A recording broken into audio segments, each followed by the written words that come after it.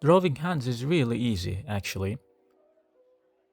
You just have to know the anatomy and the form and practice. I'll be taking care of the first part for you in this video, and the second is up to you. Let's get started. We can divide the hand in three parts to examine it: the base, the thumb, and the rest of the fingers. The base.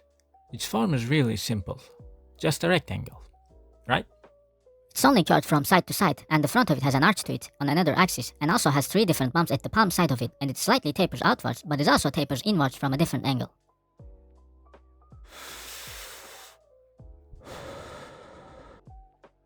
It's a lot.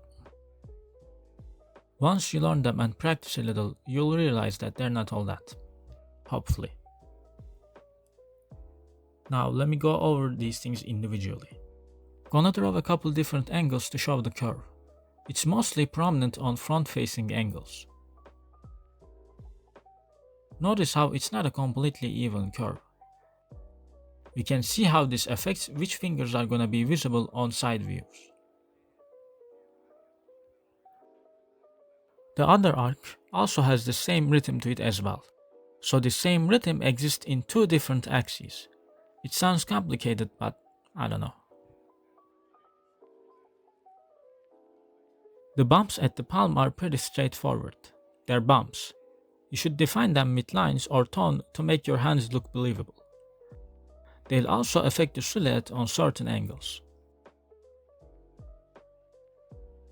The tapering outwards normally is not that prominent to a point where you could just ignore it. I like to exaggerate it a lot because I think it looks cool. And lastly, the tapering inwards. When we try to look at the hand just as a rectangle, it doesn't really make sense, since it would always have the same thickness as the wrist. And it doesn't. The ending of it is clearly narrower than the wrist. This is another thing to keep in mind to make sense of the hand at side views. The fingers are basically just tubes that connect to the base of the hand. They have three segments and can bend, obviously. You can combine some segments to simplify them when they're not bending. You can think of their end segment as more of a softened half tube. Also, they have this slight upwards bend to them when relaxed. Keeping both these things in mind helps us make sense of certain angles where foreshortening is involved. When drawing guidelines for the fingers, you can use lines, loosely draw all the fingers, or start from the end finger and then go back from there. Whatever is comfortable for the current pose you're drawing. The thumb. It's connected to one of the bumps on the palm. It has three segments as well, but two of them aren't really tubes. I don't really have any clear simplifications for it, honestly. Just drawing the main part and then adding the two segments could help you understand it better maybe. Also, its connection part kinda looks like a triangle from some angles.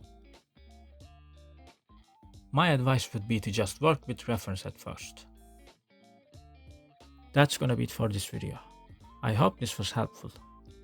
I may do a second video where I apply what I've shown here on more examples.